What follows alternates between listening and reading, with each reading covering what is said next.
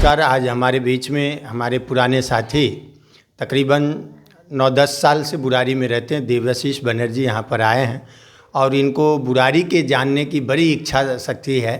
ये बुराड़ी को जानने आए हैं, जो अब तक बुराड़ी में क्या हुआ, क्या ऐतिहासिक काम हुई, जिससे बुराड़ी को पूरे दिल्ली में लोग जानने लगे और पूरे दिल्ली में लोग जानते हैं। तो इस पर आज देवाशीष जी, कई क्वेश्चन इनका था, कई बार बात हुआ, कई RWA से मिलते रहते हैं, बहुत सारे RWA के भी प्रश्न इनके पास हैं जो आज ये पूछने काफ़ी दिन कहते रहे, लेकिन आज समय निकाल के इन्होंने आया और आज हमें भी समय मिला है। तो देवाशीष जी नमस्कार, आप यहाँ पर आए, आपका स्वागत है। नमस्कार संजय जी, बहुत बहुत धन्यवाद संजय जी हमें बुलाने के लिए। और सबसे पहले तो सभी को नमस्कार, दर्शकगण सभी को नमस्कार। और मैं आप ही का सवाल लेके संजय जी के पास आया हूँ, जो हमारे भी सवाल हैं, आपके भी सवाल हैं। इसी के कुछ सवालों को लेके संजय जी के साथ मैं हूँ और कुछ सवाल आपसे मैं जानना चाहूँगा, जो मेरा भी सवाल है और हमारे बुराड़ी में रहने वाले सभी निवासियों का सवाल, कि 100 फुटा रोड का कब तक क्या होगा और क्या परिस्थिति है, क्या अभी वास्तविकता है, इसके बारे में थोड़ा सा जानने बताया। ये 100 फुटा रोड का जो है, बुराड़ी के अंदर एक ही 100 फुटा मेन रोड है और इस पर बुराड़ी की बढ़ती आबादी और ज़्यादा पॉपुलेशन होने के कारण इस काम में कुछ समय भी लगा है।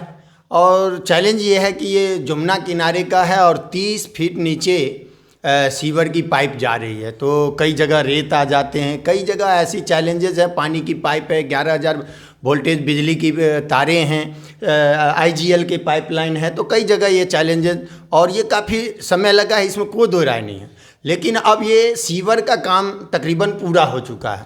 संजय जी, मैं आपसे ये जानना चाहूँगा, ये समस्याएं जो थी, ये तो पहले से हमें पता होना चाहिए था कि ये समस्या है, हमारे इस भौगोलिक जो समस्याएं हैं वो है, तो उसके बाद भी हमने कोई टाइम फ्रेम नहीं रखा चीज़ों को लेके? नहीं, टाइम फ्रेम था, बिल्कुल था। इसमें देखिए, कॉलोनी हमारे यहाँ सारे तकरीबन अनऑथराइज कॉलोनी है जी।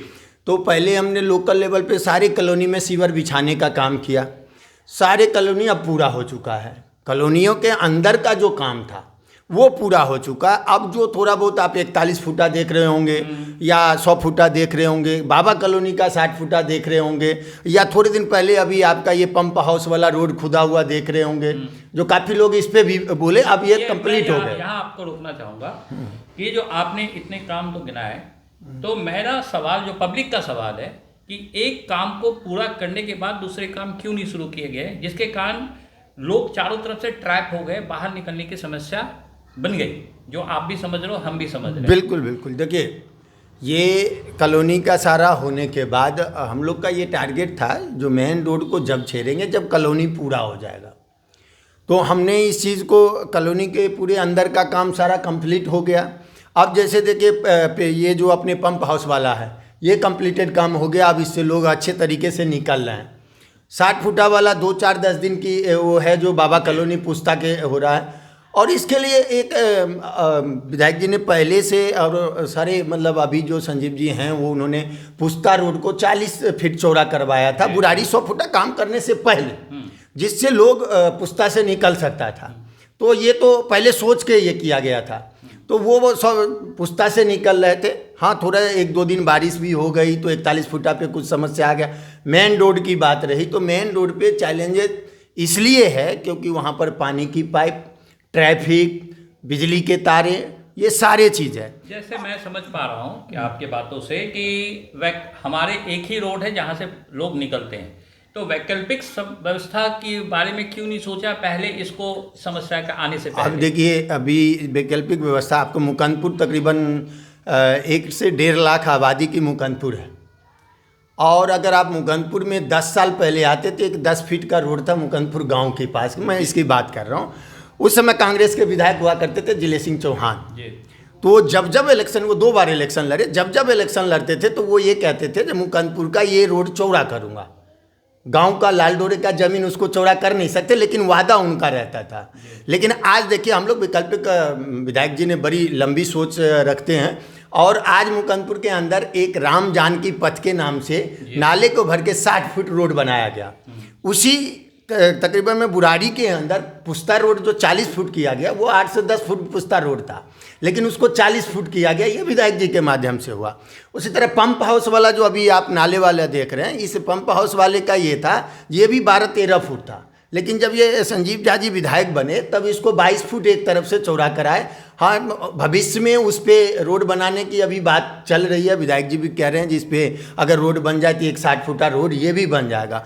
आपके ये जो ऑस्कर के पीछे जो 60 फुटा रोड है, अगर आज से 10-12 साल पहले जाते तो इस रोड की जो स्थिति थी, जो ये स्वरूप नगर निकलता है, ये रोड पे 5 बजे के बाद आदमी निकलता नहीं था, रोड ही नहीं था, गड्ढा गड्ढा था।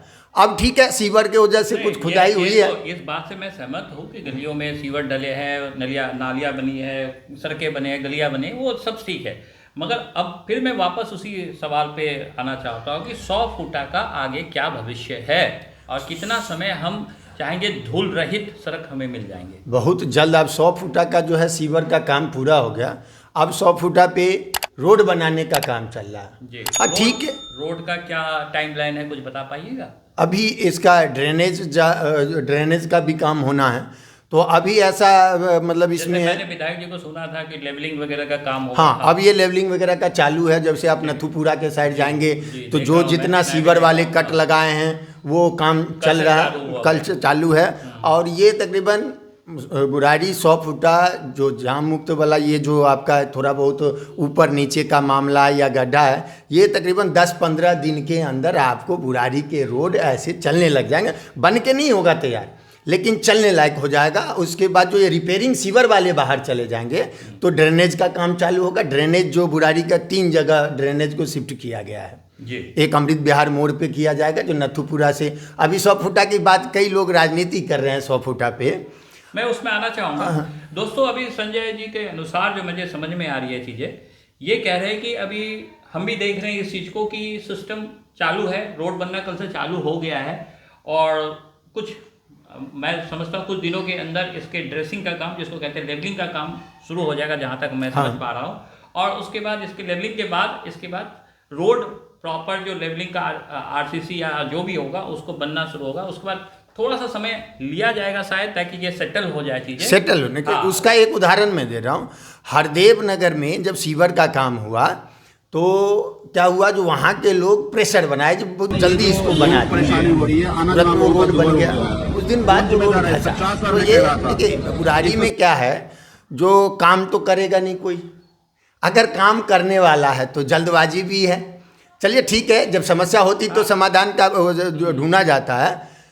अब वो रोड धंस गया तो भी वो करने, तो ये सबको ध्यान में रखते, क्योंकि 100 फुटा पे ज़्यादा ट्रैफिक, भारी वाहनों का हाँ, तो इस सब को ध्यान में रख के इसको किया जा रहा है। थोड़ा समय लग रहा है, लेकिन ये कंप्लीटेड जिस दिन बुराड़ी का ये 100 फुटा के बाद विपक्ष के जो भी अभी राजनीति, ऐसे बुराड़ी में हमेशा बुराड़ी का इतिहास रहा है, जब जब इलेक्शन आएगा नज़दीक तो कुछ लोग निकल के आते हैं, उनका अपना राजनीति होता है। मैं राजनीति में जाना नहीं चाहता हूँ, मैं पब्लिक के क्वेश्चन से आया हूँ।